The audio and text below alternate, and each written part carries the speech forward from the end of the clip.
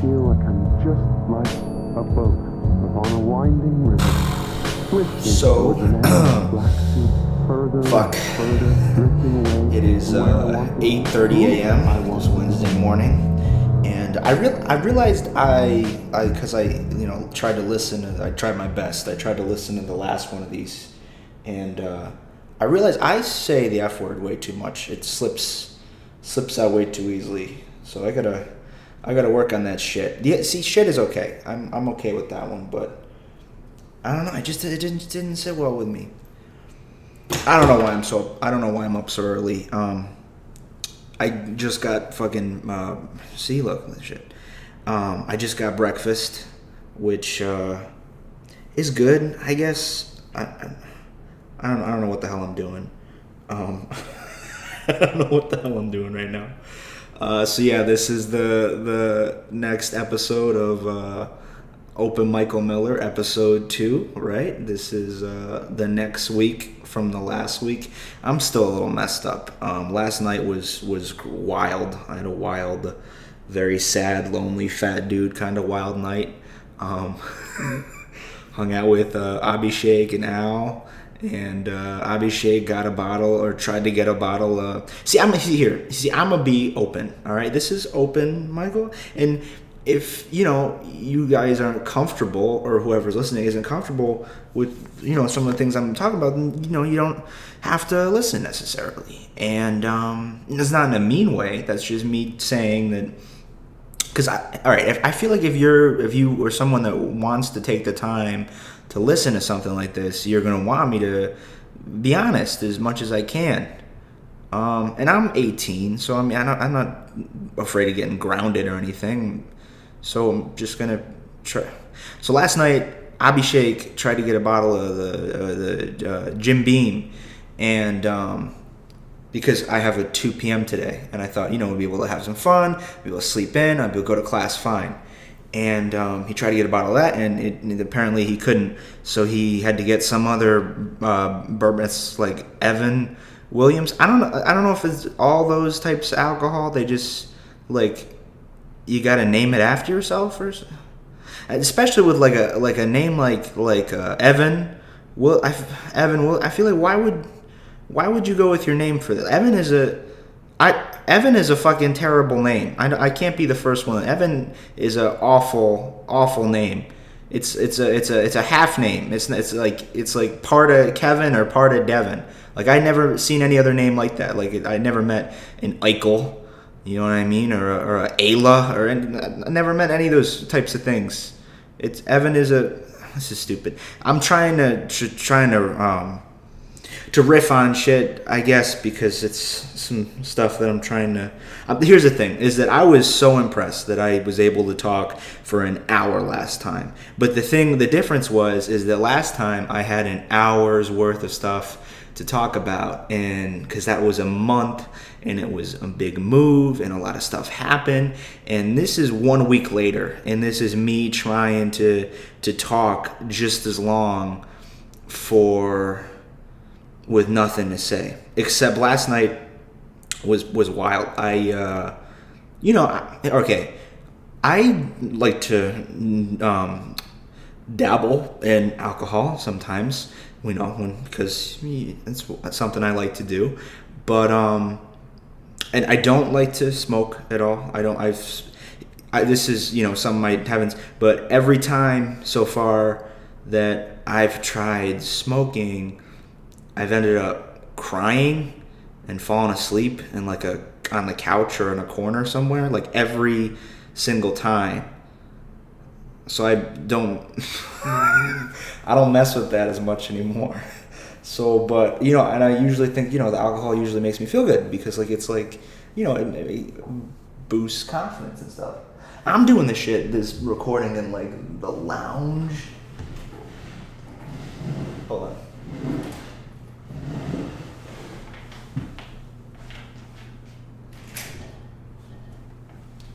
Oh shit! All right, I made a lot of noise and I interrupted this shit, but I'm back. All right, because I'm paranoid. I'm doing this shit in the lounge of my floor, and this is so embarrassing. I don't want someone to walk in on me talking to myself into them. I don't want people to think I'm like. I would rather someone like walk in on me and I'm like jerking off or something. This is like literally my biggest fear is that someone's gonna walk in. But shit, what was I saying? Oh yeah, I don't smoke. But you know, from time to time, I try to drink. And last night seemed like it was gonna, you know, it was just with some buds. And I can't handle I can't handle any shit. I shouldn't ever, because like, you know, by 9 o'clock I was gone. And I threw up till 1 a.m. And it was not pretty. It was not picturesque whatsoever. And I guess it got into like, it was funny for like, I was just laughing. But I guess, like, according to them, it got really, really, like, sad and shit. Like, I started talking about, like, I was laughing and with Al, and apparently, like, we were laughing, and then I got, like, really serious, and I was like, can you turn around? I don't want to see you laughing at me. And I turned to Abhishek and I was like, you know, I'm a sad dude. And it wasn't like a joke. Like that was apparently, I don't even remember that. And apparently I started like in between me throwing up and being a fucking piece of shit. I was like I honestly didn't believe them when they told me. Because they told me, because we, you know, I sobered up a little bit, and then we walked over to IHOP and we just sat and we drank coffee and stuff. And apparently I was talking about Victoria and shit. And that was what was so weird is like I was at IHOP and I was like, you know, I was saying some sad shit about, you know, myself and like comedy stuff, but you know, at least I didn't bring up like any girls or anything. And then apparently they're like, no, you brought up Victoria like 5 times, which is really makes me feel bad for. Apparently I was like, I love Victoria. Like it's 2 years, you know, I don't know. That's a long story and that's a sad story, but I mean on my end, I'm sure it's not sad for a whole bunch of other people, but it's something that I shouldn't keep feeling sad about. And if you can't tell, I haven't slept since then because I couldn't fall asleep. I tried for like 3 hours and it didn't work. So like I said, I went down and I got some breakfast and I try to eat alone, but the people always fucking try to eat with. I like to eat alone. I like the time to think, and I like to wake up, and it's part of my fucking routine. Like it's peaceful, and like I'm a fat guy, so like I need to, you know, put some, you know, all my focus needs to be put into like focusing on paying that extra attention to like when my body's telling me I'm full, so I can, you know, like eat well past it and regret it. I'm trying to do some bits. I don't know why I'm trying to do bits I just wrote I shouldn't be doing here because there's no feedback whatsoever, so all of them will bomb. But I don't know what the fuck I'm doing. This past week was eventful. It wasn't uneventful uneventful, but I mean it wasn't as much as the last one. This is gonna be horrible. It takes me a little while to get into the groove, and I hear people outside and it's freaking me out, but it takes me a little bit while to get in the groove and like, you know, get into the thing. It takes me a little while. It's hard to do. It's hard to just talk and keep talking. But I'm getting better at it because I'm doing stand up a lot, and it's coming along a little bit easier. But yeah, the past week has been interesting. I think I talked about like meeting Jimmy and getting that opportunity with the shows and stuff. And essentially, it wasn't what I thought it was, but I know that it's still an opportunity because essentially that group that I'm in, it's like a bark squad, I think it's called, and essentially it's where you just rather than paying, and that's good for me because I have no money, rather than paying for open mics or shows, it's you go and you bark, which is like you stand outside the venue and you like, hey, you want to see a free comedy show tonight? You want to see a free, and you like try to be charismatic. A lot of people like will stand outside and they'll make jokes to the people passing by, and they'll be like, oh, you want to some joke? I can't do any jokes, but I don't know why I'm doing this profession, but make jokes, and then the people will come in, they'll be like, oh, he's funny, I'll come watch. But I realized that I can't do that, and I thought for a second that I was like uncharismatic and it would be something that I couldn't do, but I realized that I get just as many people as the really, really funny guys, but for a different reason, because they're super funny, but I'm super sad looking. And when I say, hey, you want to come watch a free comedy show? I feel like they don't want to make me feel bad, or they're afraid I'll like cry in front of them on the street. So they like will walk in and they'll be like, when I finally went on, because you know everybody barks and then they get some stage time, like 6 or 8 minutes rather than like 3 and a mic, and it's free, and it's, you know, there's actual audience there because, you know, we call them in from outside, and you know, half the people in there were people that I called in when I was doing it. So I know that I can't be terrible at it. You know, we all have our ways for accomplishing things. I don't know. The stand-up has been okay. I'll admit that I think I skipped like, I think I skipped 3 or 4 days in a row last week, which is really bad. But I did do it Monday night 2 times. I did it once where I barked with at the No Fun Bar. I barked and then I went on stage, and then I did the Pit again at 11 on Monday, and then yesterday, which feels like today still because I'm horrible. Yesterday I did the Grizzly Pear open mic, which went all right. And then I was supposed to go to the Pit, but because I wanted to, like, you know, I wanted to get a little bit tipsy and see how that worked with the open mic, but I got completely wasted because I don't know anything about anything yet. I'm still a novice. I was like, I'm my dad, and I couldn't do anything. I was the worst shit that's ever been. But I don't know if I mentioned this too much, but it's interesting to me that the stand-up is. I used to think, like, you know, when I was first there, I was thinking, like, well, I have to be really, really good so that these people will, like, you know, want to talk to me, or they'll, like, respect me, or just, like, you know, think that I'm a decent person that is worth talking to. And I realized that it's not about being good to get, like, respect from other people. It's more just being there. Like, it's really cool to you know, walk in and know people, and they shake, and they're like, hey, what's up, Mike? And, like, even though we're not like buds or anything, it's cool just to have all these comics like know me, and a lot of them like you know, they're like, it just feels good to be like a part of community, and I'm realizing that, yeah, it's just about doing it. Like, the more they see you, I think, like, they don't give you respect based on if you're super, super good. They give you respect based on if you're doing it. Like, if you're putting in the work, they'll realize, okay, this guy's serious about it. And I just realized that it's cool that, you know, there's no pressure to be amazing right away, to have people, you know, like you or want to talk to you. It's more about, you know, just trying and keeping at it.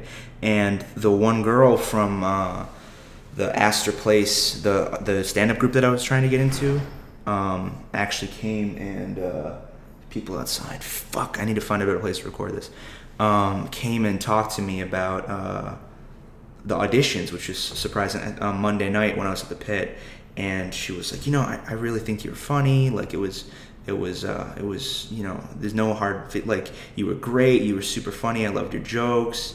And I was like, I guess, but, you know, they were like blue, I guess, because, like, and she was like, no, like, you know, our show is just very particular, like,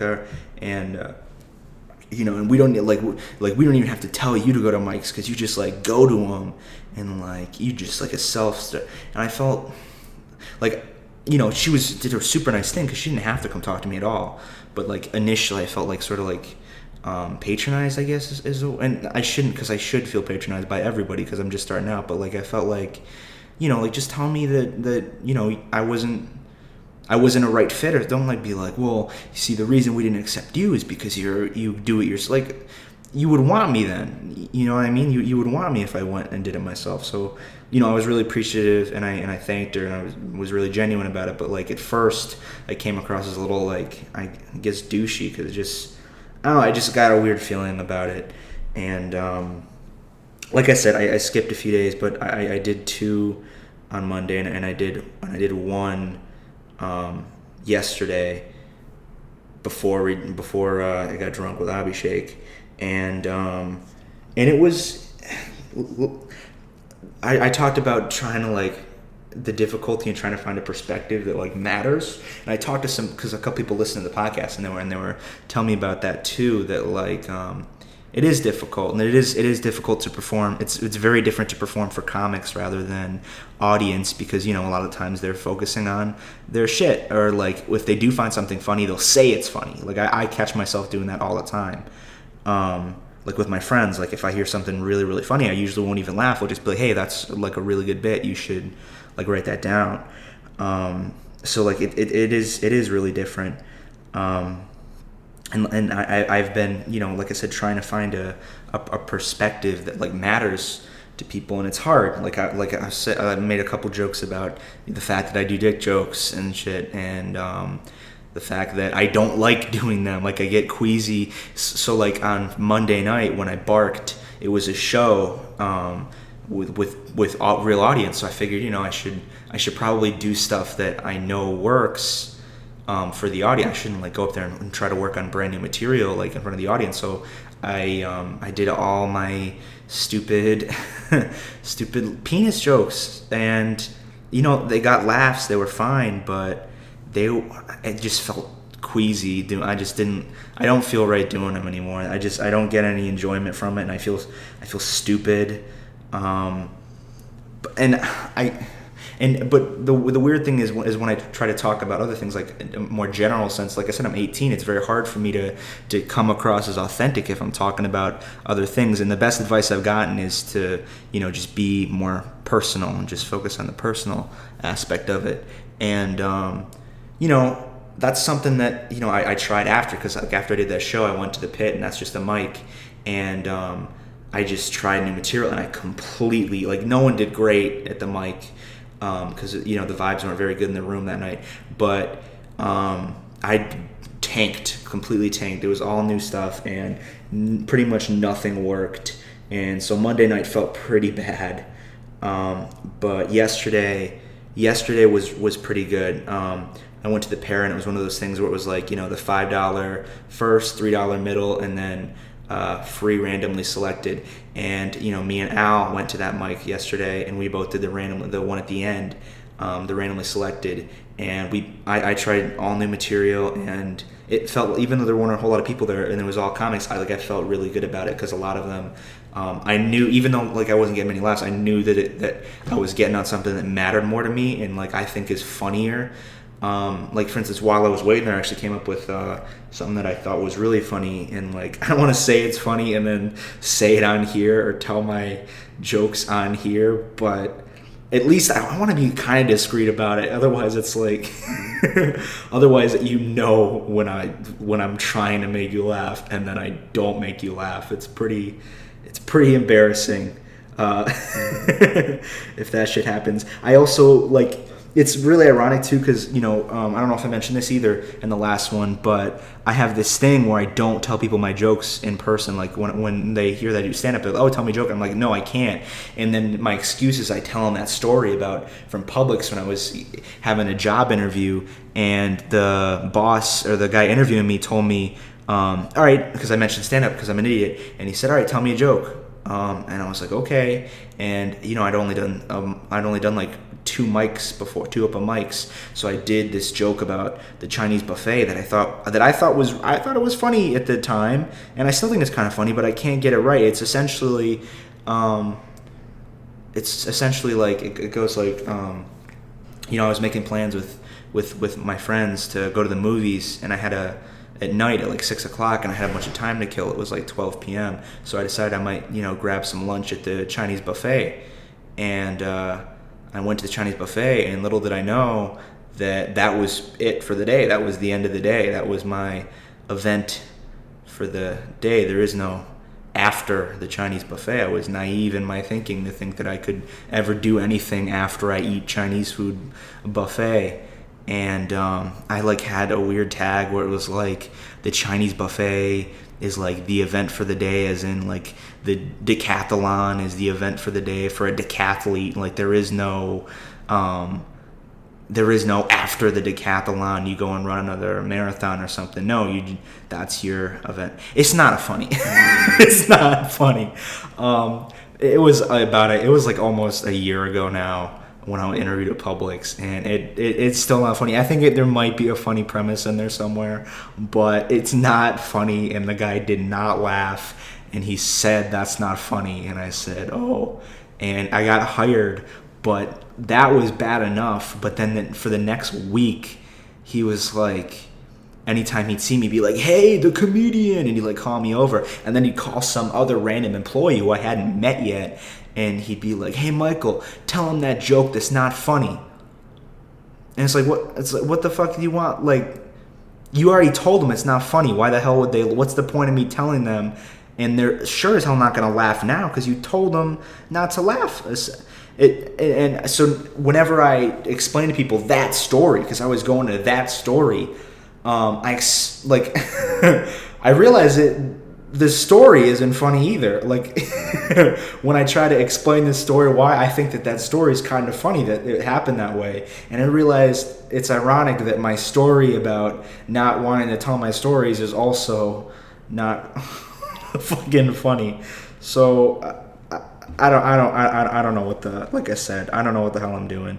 But essentially, back to what I was saying, when I was at the Pear, I did new stuff, and I got excited because I started talking about stuff that like mattered to me and my feelings and stuff. And like I did a couple, rather than intros, I did a couple fat jokes, but I really liked one of the fat jokes that I did. And I thought about it like right before I went up. I just thought it and I did it, and it was like straight from the mind. Like I didn't write it down or work on it at all. It was like the joke is like, and it's, you know, I just felt good telling it because I felt like, okay, this is something that I like actually feel. And it was essentially me saying like I know I got to go on a diet once I realized the direct relationship between how fat someone is and how many different types of things they can fall asleep on. Like a skinny guy can fall asleep on 3 things, like a couch, the floor, and a bed. But like I can like wake up and like look behind me and be like, oh, is that a fucking bag of popcorn? Is it a fucking typewriter? What is that shit? And like, you know, the joke is like, you know, because the fatter you get, the more you like contour to. Okay, I'm not gonna try to do my stand up on my podcast anymore. Because even if something is funny, I don't have someone to laugh, so I have to laugh at all my own jokes to make myself feel kind of okay when I tell them. So that's not something that I'm going to be doing anymore. This week has been fun, though. I went to go see Dimitri Martin with Abhishek and Alima on Thursday, and he was really good. He did a lot of jokes that I recognized before.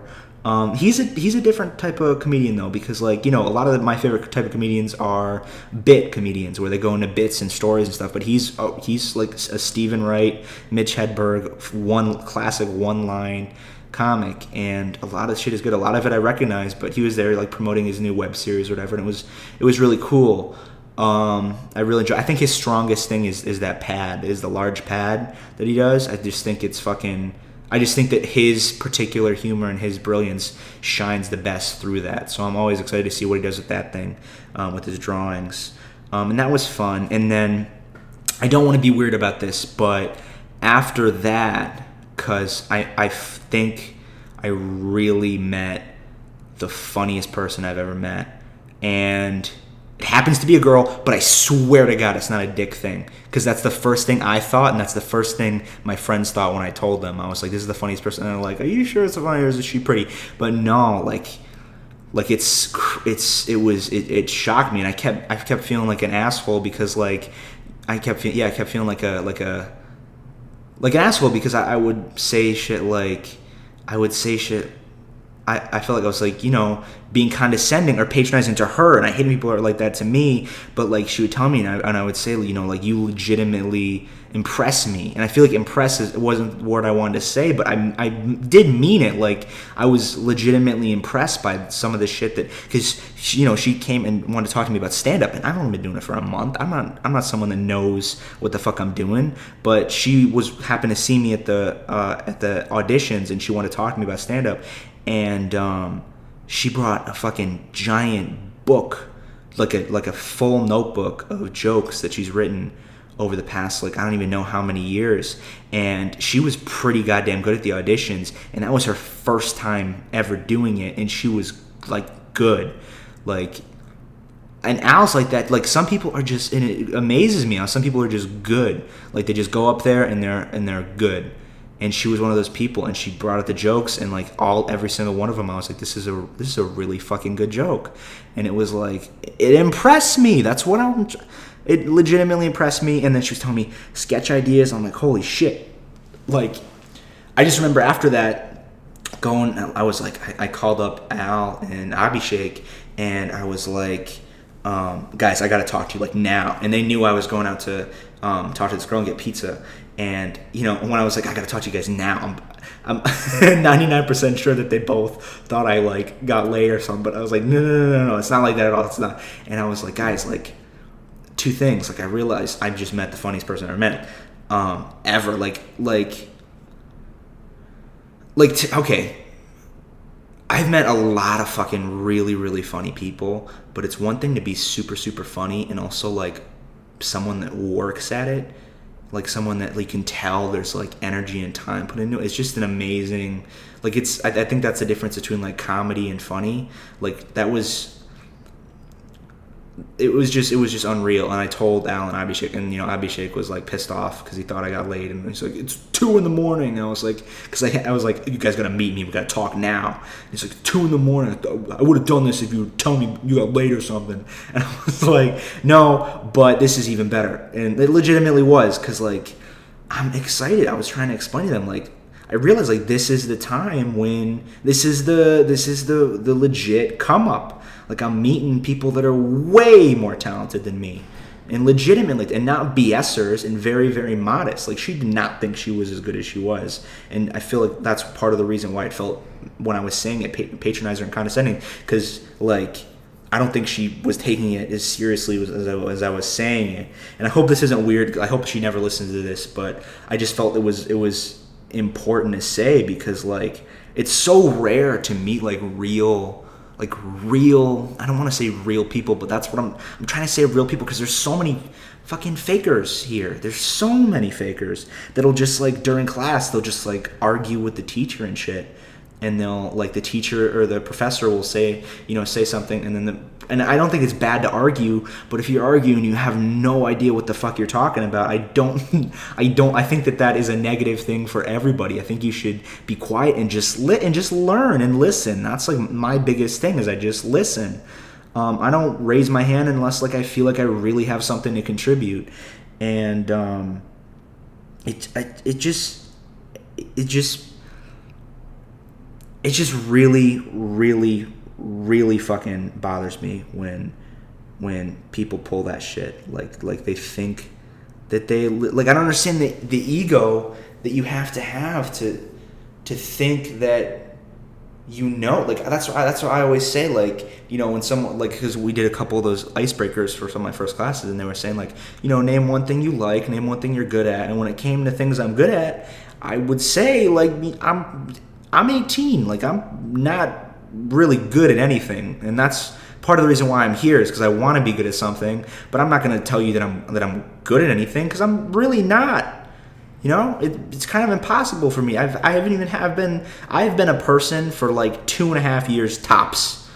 I've been a person, a thinking, rational person for 2.5 years, because I don't think before 16 you're alive. I don't think that you're a thinking person. So All right, I'm gonna stop on that tangent. I don't know where I left off. I was talking about the mics. I was talking about seeing Dimitri Martin. I was talking about that girl. I guess we talk about SNL. The premiere was on Saturday, and it was great. I really, really, really enjoyed it. I mean, the one thing I don't understand why the fuck Weekend Update is so bad still. I don't understand. Like, I think that the writing was better. But I just don't. I don't like. Michael Che was obviously high, and they just had him doing stand up. Like for a lot of his bits, they just had him doing straight stand up, and I was like, why can't they get this right? Like, is it the guys? Is it the chemistry between the guys? Like, Weekend Update it just doesn't work. And I should not be talking because I can't do anything even close to as amazing what they do. But it's something that bothers me.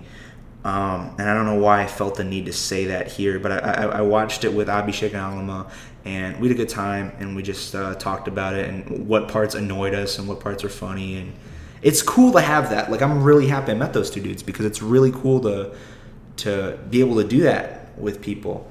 And I'm sorry if this is like convoluted and terrible and like it doesn't make a whole lot of sense, but this podcast, but. I'm really fucking trying. Like I said, I didn't sleep at all, and last night was wild, and it shouldn't have been wild, but I don't know how to control myself. But that's it's one of the benefits of having, and then riffing too. Like it's just so amazing to have someone, because I had that back home, but for the first couple months I didn't have anybody to riff with, just like talk. And just make jokes and like work on, and come up with bits, because that's really where I come up with bits, is just in conversation. We would be talking about something, and I just realized like, hey, I could do this on stage. I could work this out into something on stage, and I think that that riffing also like enhances like the perspective, that like my issue with the perspective and trying to find a perspective. I think that the riffing really helps me try to find where I'm coming from and where my voice is. And I've gotten some like things that like people, will tell me that I should you should do that on stage. Like I'll tell other people. So I have this one and I've been telling this to people for a while now, but I realized I should try to put it on stage. And it's about eating dog, because like in some cultures, like people eat dog. And I think we brought that up in TOK last year, and people were looking at me like I was an asshole because I was like, no, that's not okay. And they're like, well, it's part of people's culture. How dare you say that shit? But I was like, but it shouldn't be a part of their culture, because like we've been eating dogs. The relationship between dogs and humans is 30. Like the dog has been domesticated, or we've been living with wolves like in a partnership for 30,000 years. That is 25,000 years older than civilization, or at least 20,000 years older than civilization, anywhere. And the next thing we domesticated was the sheep with civilization. That was, so like the fact that, you eat something that, at that point it's ingrained into their DNA to like trust us and like hunt with us and shit, like something that we genetically engineered to love us.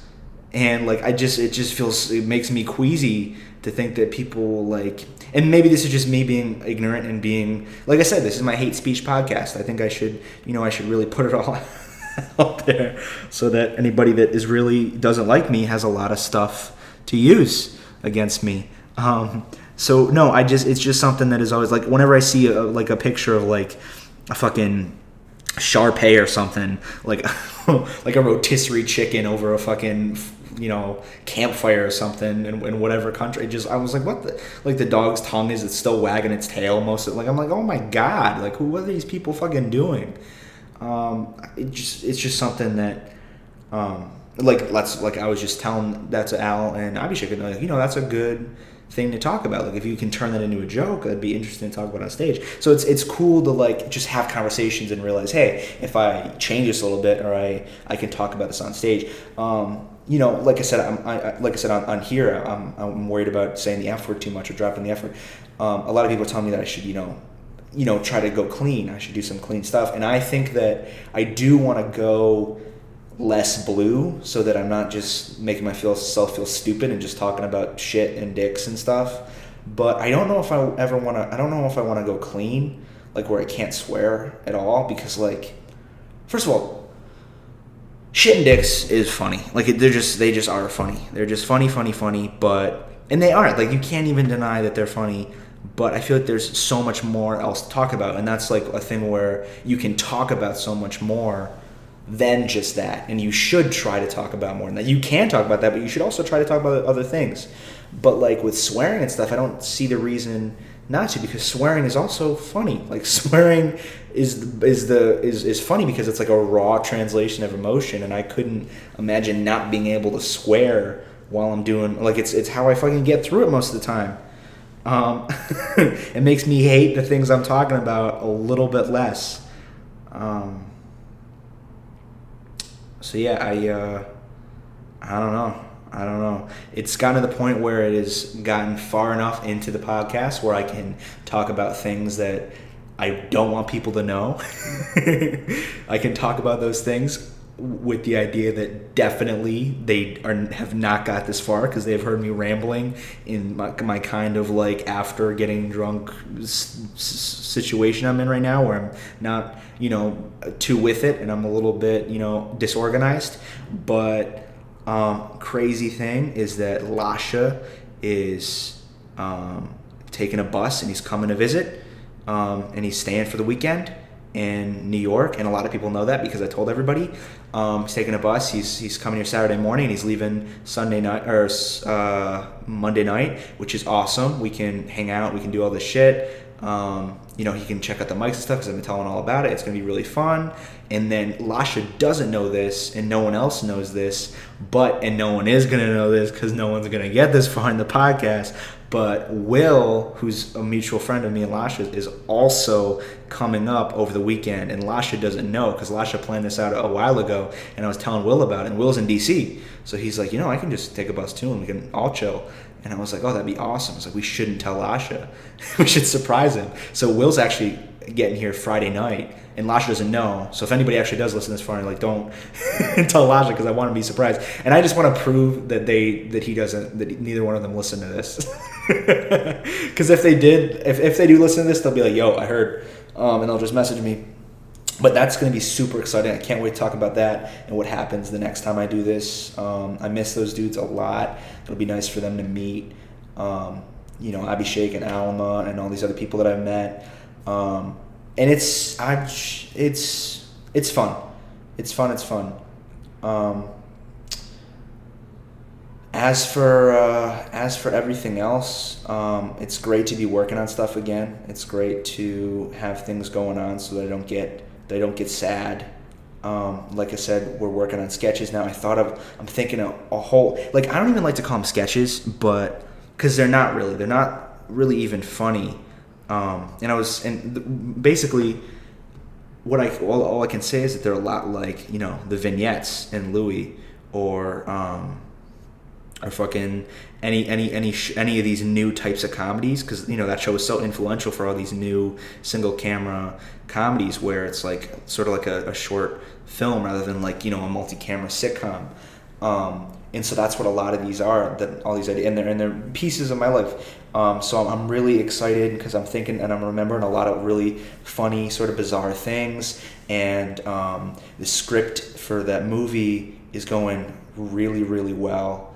The Homecoming or whatever I'm gonna call essentially. And I can thank you for asking, but sure, I can totally talk about this script that I've been thinking about for about a year now, since it happened. Lasha and I last year skipped homecoming, the senior homecoming, and we just went to Clearwater Beach and we just talked pretty much all night.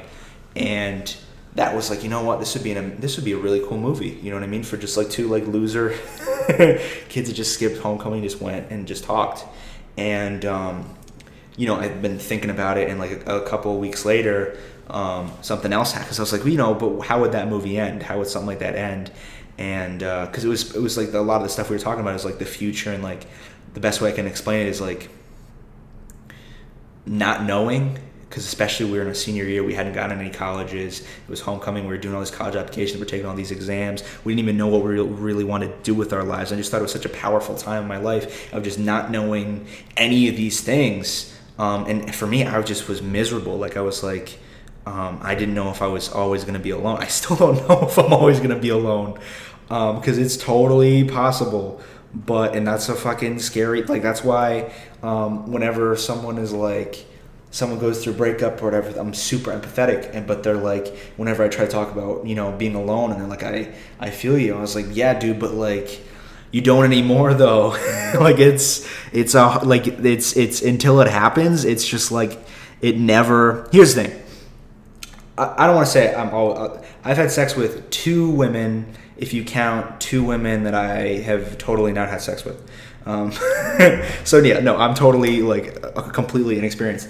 So it's scary. It's scary for me, and I don't know if people get that. And so that's what Homecoming is about. It's about like not knowing, and I didn't know how to end it because I wanted to make it sort of like based on reality. And this happened with Gabby actually. I was sad, and we went to this place called Brasher. It's by the EMC back in Florida, and it's a little beach park, and there's a gate up, but like the gate is like just on the road, so you can easily just walk around it if you go off the road and go to this place. And Gabby and I just walked there, and we talked on the bench for a while, and then we heard cops come. And the cops came in, opened the gate, and they jumped out of the car, and they're like, we hear there's drugs here, and like there's a lot of prostitution going on here. Like, we're gonna have to take you guys in. And they started pulling out cuffs and stuff, and like we started to freak out. Gabby started to freak out, and I was like, oh shit, like we're college-bound student, we're not like an IB, like I was trying to flex my white privilege. So, and I was trying to say like, please, please. And they weren't having it. And Gabby started to freak out. And they started asking all the questions and get ready. And, eye color, hair color, height. And then, like, I was just in this moment where I was just looking back and forth. And the guy's like, height, weight. And when he said weight, it was just this moment of, like, I don't want this to seem goofy or sentimental or, like, that I'm making this up. But, like, time froze. And I said, like, he said, wait. And I just said a lot because I didn't know what else to say. And he laughed. And once he laughed, it was so, like, cinematic because once he laughed, I literally just, like, went on. And I just started doing jokes that I'd written about like being fat and sad and shit, and they both the cops just started laughing. And I just went, and Gabby was looking at me like, "What the fuck are you doing?" And they're just laughing, and it was just something where like it just happened, and they just like and I finished, and they just looked at me and after they laughed, and they like just sort of looked at me and they smiled, and they're like, all right, guys, like just get out of here. And they explained like not to do it, and we just left. And Gabby was driving, and she's like, "What the fuck?" And I was like, that's the fucking way to end the movie because I don't want to end it. And this is like something that's really like I don't even like to talk about this too much because it's something that's not completely done yet. And I really like the idea. But I think it's a perfect way to end it too, because this happened.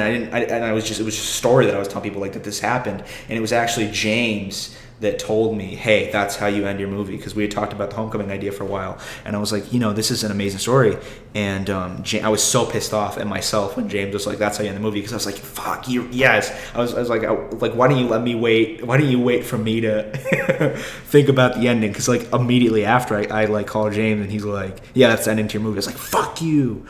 But and that's just in it's something that I'm really, really excited for and passionate about, and I think it's a great way to end it because, like I said, it's if it's about not knowing, I think it's a good combination, like thematically, of because it's left a little bit ambiguous because it doesn't end with like me getting it's just at least I know a little bit more of what I want to do. And since I've gotten to New York, I've thought of a lot more ideas for it, a lot of stuff, and I realized I want to film it in New York, and it's rather than doing like a beach or whatever, just do it at the park. just like skip whatever dance or something and just go to Washington Square Park or something after hours and film there and have the same setup where cops come thinking there's drugs or whatever. Even though that probably wouldn't happen in New York. I just love the scenery, and I've had a lot of ideas for shots here, and I think it'd be easier because we have all the equipment here rather than in Florida. So that's something that I'm excited about, other than the sketches that we were supposed to do over the weekend and we were thinking about doing this weekend. But to be realistic, I want to make sure I have everybody on it, and I don't want to like not be able to hang out with Will and Lasha this weekend.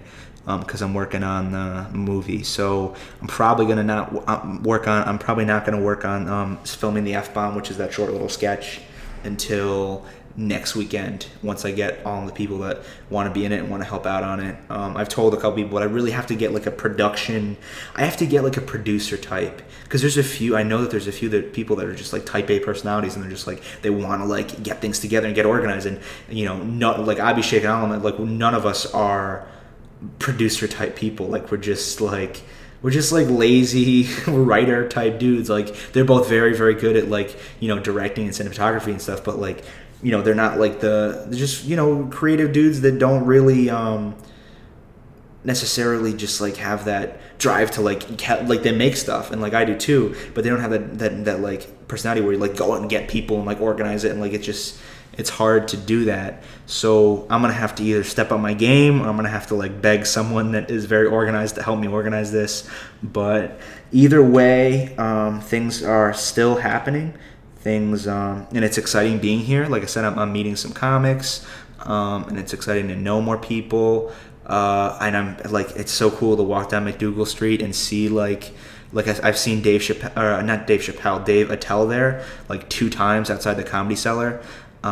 Which is crazy.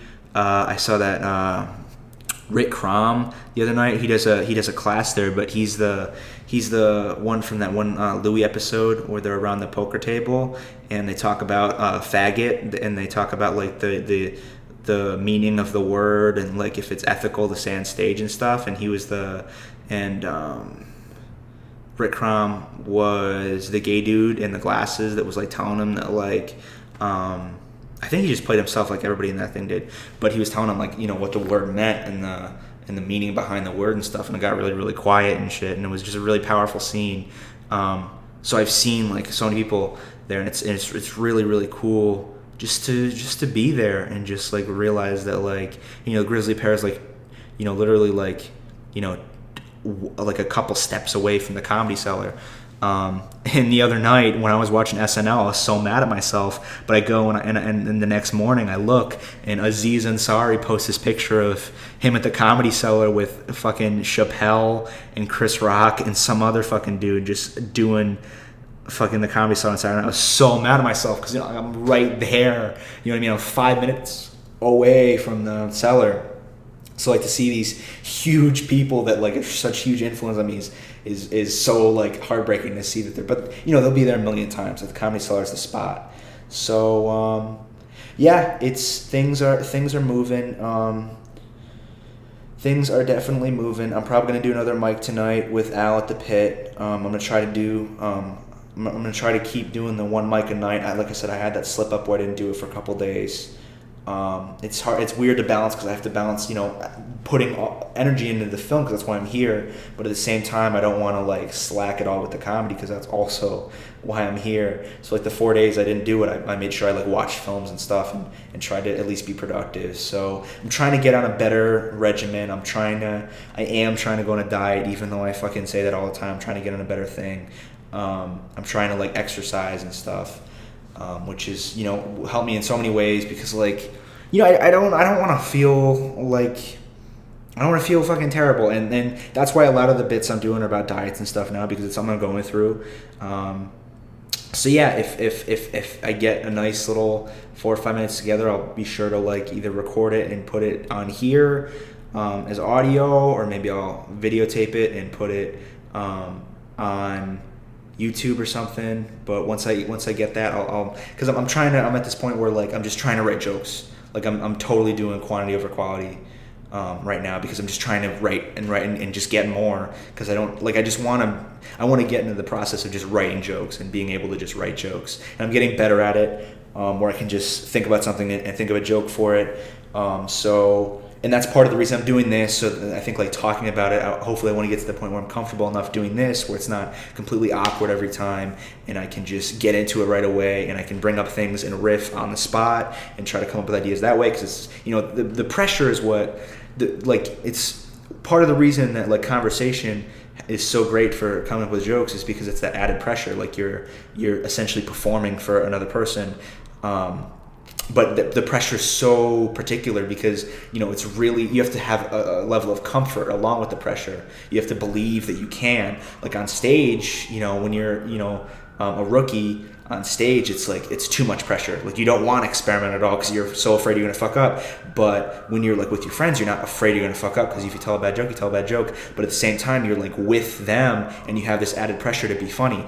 But when you're like just talking, when you're just like trying to write jokes by yourself, you don't really have any added pressure to like have that inspiration of that, boom. So that's why, like, I guess this isn't a whole lot of pressure, you know what I mean? Because I'm okay with it being terrible. But I do hope that by doing this, eventually I do get better at coming up with things on the spot. And hopefully it's not going to always be boring and convoluted. And hopefully I'm not going to be semi fucked up from I'll get more organized. It's a work in progress. This is something that I emphasize a lot in a lot of things I say, but I really do feel that, especially now, everything is working towards something. And that's one of the reasons why the people that BS in class, in my class and stuff, that think that they're geniuses and that they know everything, it's just like, guys, like, I shouldn't hate you for this, because you can do it, but you should hate yourself for doing that, because like, you don't want to know everything right now. You don't want to have that mentality where you know everything, because like, how are you gonna learn and be like, you want to right now have someone go and let you make a movie? You know what I mean? Like, you're a fucking idiot. Like, in a beautiful, nice way, I'm telling you this. You're a fucking idiot, just like the rest of us, and you should just listen and be ready to get better. And I'm the biggest idiot of them all. I have the least experience, but like, it's such a work in progress, and that's why I want to convince myself to keep working at it. I'm sorry if this was weird. I'm sorry if this was bad, but this is Wednesday. This is October 5th. October 5th. So yeah, it fucking happened. I went through it. I did everything I was going to talk about, or at least I was trying to talk about. Hope it wasn't terrible. I think I got a little bit into the groove towards the end. In the future, I'll try to do that sooner. And hopefully we'll make this mistake again. Thank you, whoever made it this far. Don't fucking tell Lasha, you bastards. I want to see if he listens to this and he messages me. That'll be cool, because I'll be like, Lasha's my dog. But don't fucking tell him.